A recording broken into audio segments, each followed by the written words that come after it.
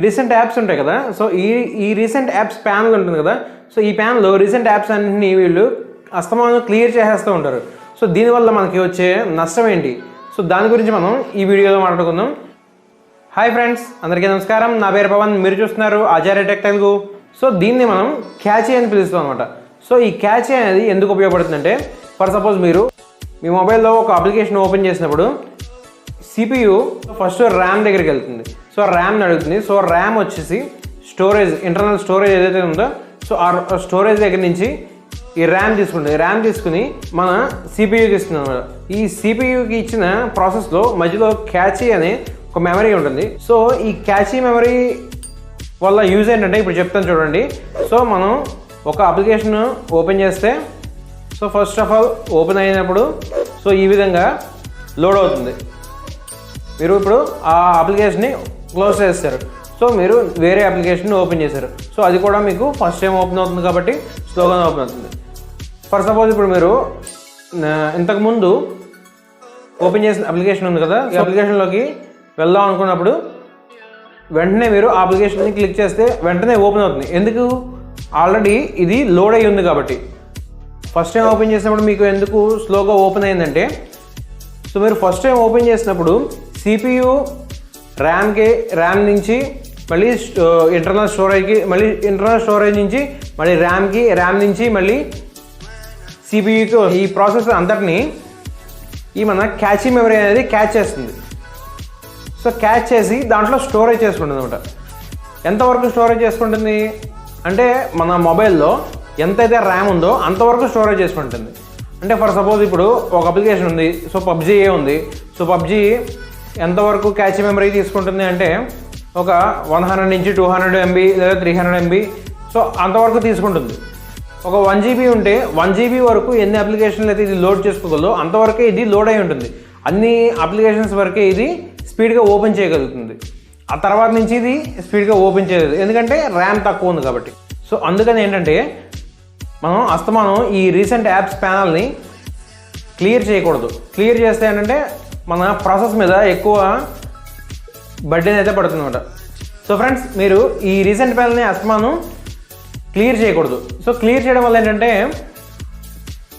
ఈ క్యాచీ మెమరీలో ఉన్న మెమరీ ఏదైతే ఉందో సో అదంతా మీకు క్లియర్ అయిపోతుంది. సో క్లియర్ అయిపోవడం వల్ల మళ్ళీ మీరు ఫస్ట్ నుంచి మీ CPU మళ్ళీ ఫస్ట్ నుంచి ఈ సైకిల్ని స్టార్ట్ చేయాల్సి వస్తుంది.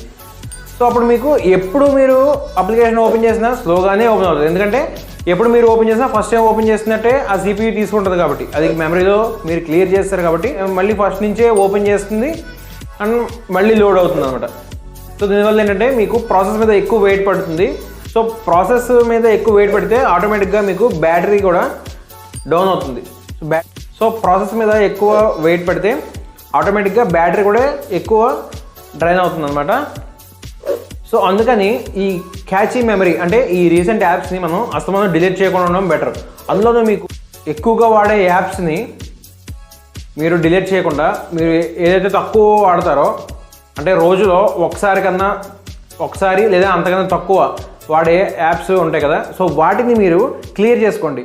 ఎక్కువగా వాడే యాప్స్ మన ఫేస్బుక్ కానీ, ట్విట్టర్ కానీ, PUBG కానీ ఇట్లాంటివి ఎక్కువగా వాడారనుకోండి, సో అలాంటి వాటిని మీరు క్లియర్ చేయకండి.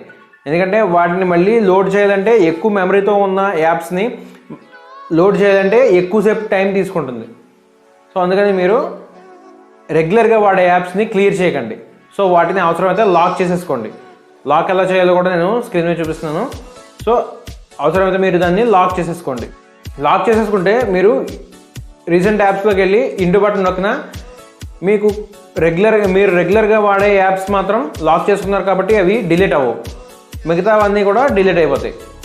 సో మీరు సాఫ్ట్వేర్ అప్డేట్ చేస్తూ ఉంటారు కదా, సో అట్లాంటి టైంలో కూడా ఈ క్యాచీ మెమరీని మీరు ఒకసారి డిలీట్ చేయండి. ఇప్పుడు ఈ క్యాచీ మెమరీ ఎక్కడ ఉంటుందని మీకు ఒక డౌట్ రావచ్చు. ఈ క్యాచీ మెమరీ ఎక్కడ ఉంటుందంటే, మీరు సెట్టింగ్స్లోకి వెళ్ళిన తర్వాత అబౌట్ ఫోన్ అని ఉంటుంది. సో అబౌట్ ఫోన్లో స్టోరేజ్ అని ఉంటుంది. సో స్టోరేజ్ ఓపెన్ చేయగానే మీకు అక్కడ యాప్స్, వీడియోస్, ఇమేజెస్ అని చెప్పి ఒక్కొక్క కేటగిరీకి కొంత మెమరీ అనేది చూపిస్తూ ఉంటుంది. సో అక్కడే మీకు డౌన్ లాస్ట్లో క్యాచీ మెమరీ అనేది కనిపిస్తుంది. సో ఈ క్యాచీ మెమరీని మీరు అక్కడి నుంచి క్లియర్ చేయాలి. సో అక్కడి నుంచి క్లియర్ చేస్తే మొత్తం ఎన్ని యాప్స్ అయితే ఉన్నాయో అప్పటిదాకా అన్ని యాప్స్ యొక్క క్యాచీ మెమరీ అనేది మీకు క్లోజ్ అయిపోతుంది. సో మీరు అప్డేట్ చేసినప్పుడు కొత్త సాఫ్ట్వేర్ ఏదైతే ఉందో దాంతో మళ్ళీ ఇది ప్రాసెస్ అవుతుంది అనమాట. సో దీనివల్ల ఏంటంటే మనకి యాప్స్ కూడా అప్ టు డేట్ అవుతూ ఉంటాయి. కొన్ని యాప్స్ ఒక్కొక్కసారి ఏమవుతాయంటే స్ట్రక్ అవుతూ ఉండడం, లేదంటే సడన్గా క్లోజ్ అయిపోతూ ఉండడం, ఇలాంటివి జరుగుతూ ఉంటాయి. అలాంటప్పుడు మీరు ఆ యాప్ని లాంగ్ ప్రెస్ చేస్తే డీటెయిల్స్లోకి వెళ్తారు. సో డీటెయిల్స్లోకి వెళ్ళినప్పుడు అక్కడ మీకు క్లియర్ క్యాచీ అని ఉంటుంది. సో ఆ క్లియర్ క్యాచీని మీరు డిలీట్ చేస్తే అప్పుడు మళ్ళీ మీకు యాప్ అనేది ఫ్రీగా ఓపెన్ అవుతుంది. సో మీకు ఎటువంటి బగ్స్ అయితే ఉండవు అనమాట. సో ఈ విధంగా మీరు క్యాచీ మెమరీ గురించి తెలుసుకున్నారు అనుకుంటున్నాను. సో ఈ వీడియో నచ్చితే ఈ వీడియోని లైక్ చేయండి. అండ్ ఇలాంటి ఇన్ఫర్మేటివ్ వీడియోస్ని మీ ఫ్రెండ్స్కి, ఫ్యామిలీకి అందరికీ షేర్ చేస్తుండండి. మీ వాట్సాప్, ఫేస్బుక్ గ్రూప్స్లో కూడా షేర్ చేస్తుండండి. షేర్ చేయడం వల్ల చాలామందికి ఇన్ఫర్మేషన్ తెలుస్తుంది అనమాట. సో దీనివల్ల వాళ్ళు కూడా మొబైల్స్ని ఎక్కువ లాస్ అవ్వకుండా ఉంటారు. సో వాళ్ళకు కూడా ఇది చాలా బాగా యూజ్ అవుతుంది అనమాట. అండ్ ఫ్రెండ్స్, నెక్స్ట్ వీడియోలో ఆప్టికల్ ఇమేజ్ స్టెబిలైజేషన్ అంటే ఏంటి, ఎలక్ట్రానిక్ ఇమేజ్ స్టెబిలైజేషన్ అంటే ఏంటి, సో వీటి మధ్య తేడా ఏంటి అనే దాని మీద నేను వీడియో చేస్తాను. సో ఆ వీడియో మిస్ కాకుండా ఉండాలంటే మన ఛానల్ సబ్స్క్రైబ్ చేసుకోండి. అండ్ పక్కనే ఉన్న బెల్ ఐకాన్ ట్యాప్ చేసి ఆల్ని సెలెక్ట్ చేసుకోండి. సో ఇలా చేయడం వల్ల ఏంటంటే నేను పెట్టే ప్రతి వీడియో మీకు నోటిఫికేషన్ ద్వారా వస్తుంది. అప్పుడు మీరు నా వీడియోస్ని మిస్ కాకుండా చూడగలుగుతూ ఉంటారు అనమాట. నెక్స్ట్ వీడియోలో మళ్ళీ కలుద్దాం. అంతవరకు సెలవు. Bye bye.